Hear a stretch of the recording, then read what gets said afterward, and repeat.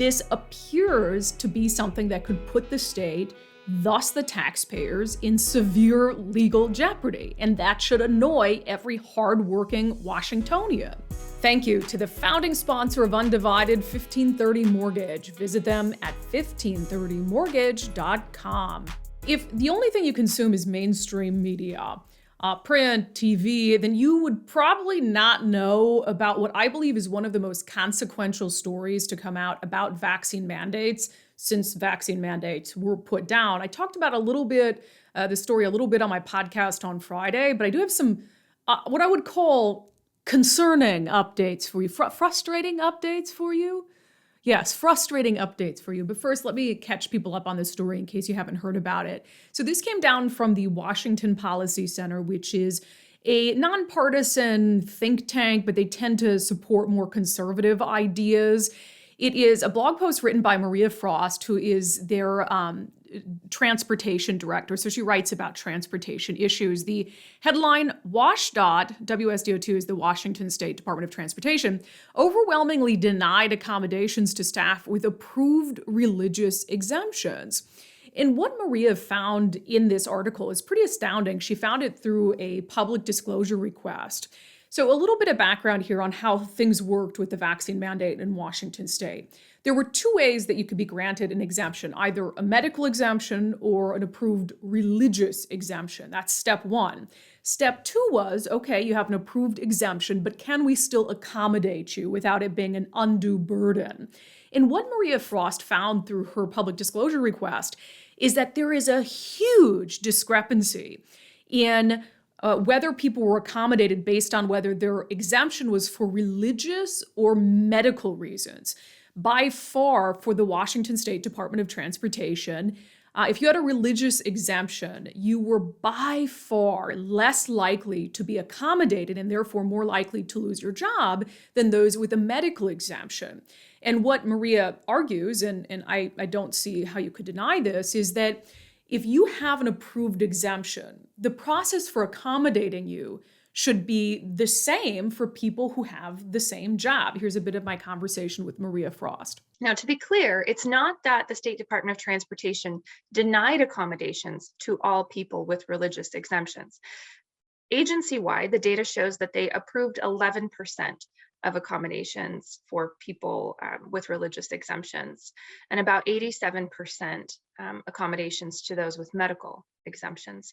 But then I broke it down, I sorted the file, by job classification, and I looked at people with the same job. Is there a difference? Because the accommodation process, right, there's the religious exemption process. It's about determining whether or not somebody has a sincerely held belief that doesn't allow them to get the COVID vaccine.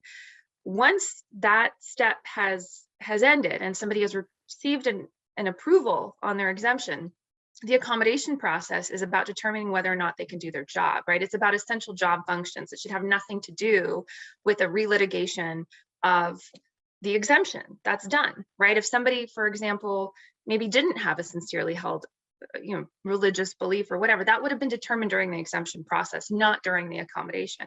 And so what I found was, for example, able-bodied seamen over at Washington State Ferries, those who had medical exemptions were accommodated at 83%, all but one.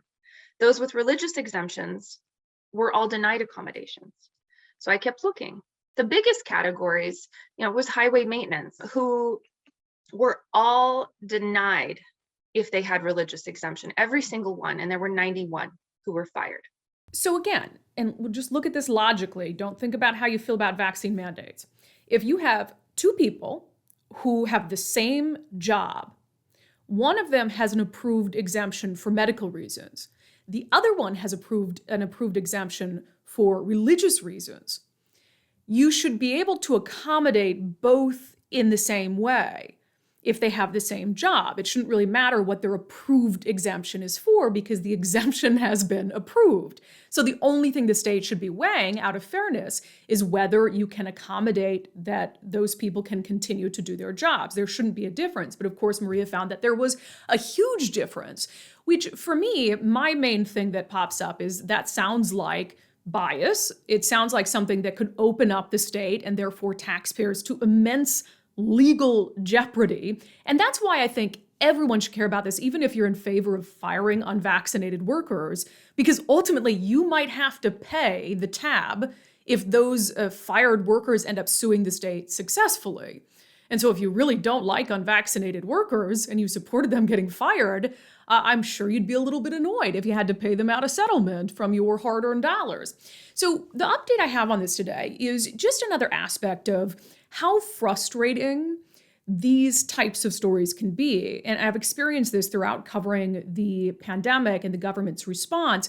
One of the frustrating things in Washington state is anything that pertains to legal advice from the Attorney General's office to state agencies is considered attorney-client privileged. And even though the Attorney General is a politician, a publicly elected person, and even though the Attorney General's office works for the taxpayers, we still are not privy to their legal advice. So I had started out by reaching out to the Attorney General's office about the findings of this article. And my question was simple. How can this be on legal, solid footing?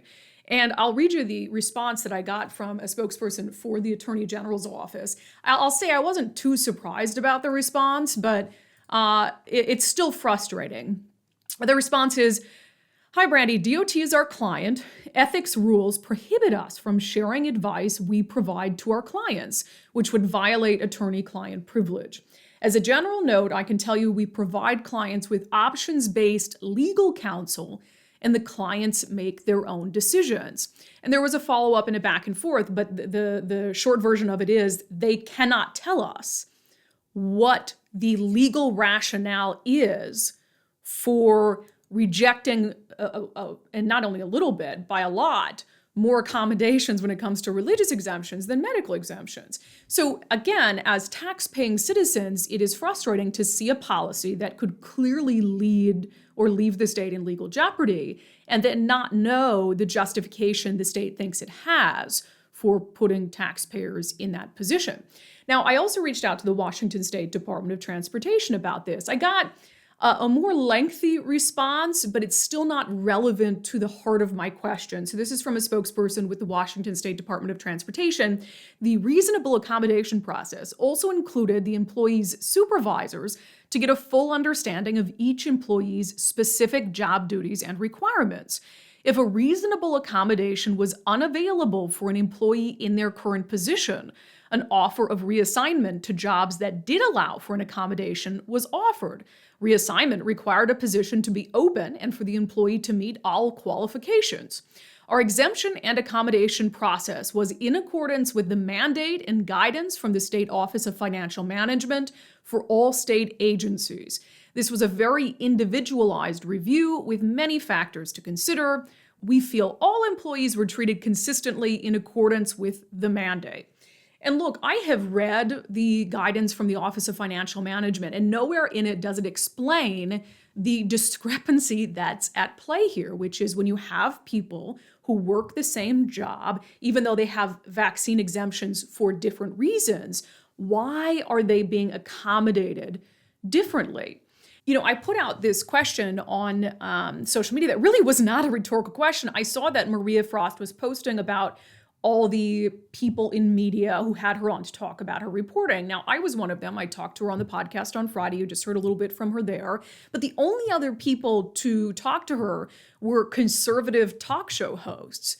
And I asked on social media, I said, what did I post? I said, not a rhetorical question. Did any mainstream media outlets cover this and I missed it? If not, why?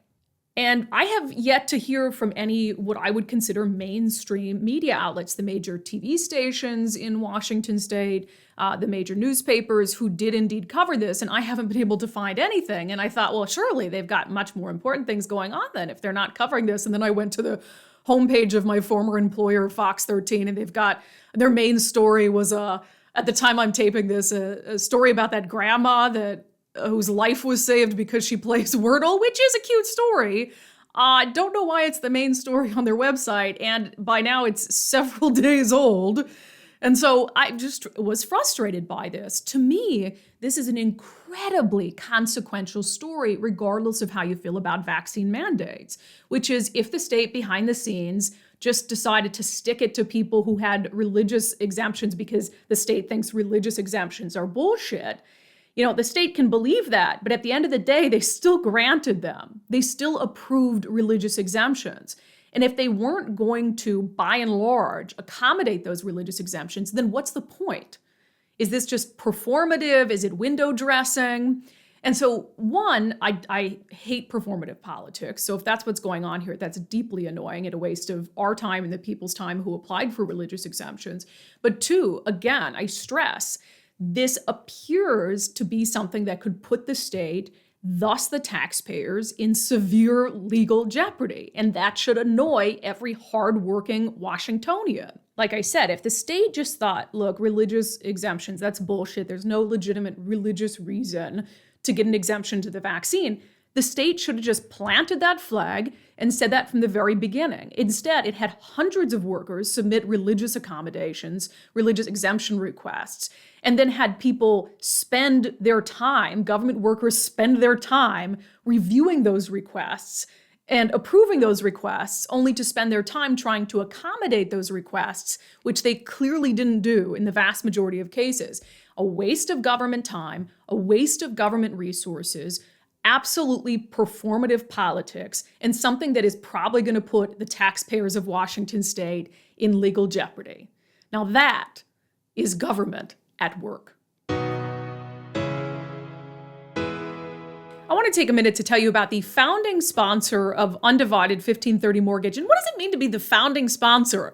Well, it means that when I quit my job in corporate media and was panicking figuring out how I was going to make independent journalism work, 1530 Mortgage stood up and said, we believe in what you're doing. We want to help. And they became the founding sponsor of unDivided. And I love working with them as a company. First of all, their mission is clear. 1530 Mortgage wants to get you into your dream home as quickly as possible. And that's what we all want, right? We want a company we can trust with one of the most important decisions that we're going to make in our lives. And also, I liked 1530 Mortgage because they believe in the mission of the show. They also support our men and women in uniform, which is very important to me. And they're very pet friendly. If you go to 1530mortgage.com, just take a look at what a central role that pets play in their idea of what it means to have a dream home. It's more than just the house. It's all the things you love that are in the house that make it a home.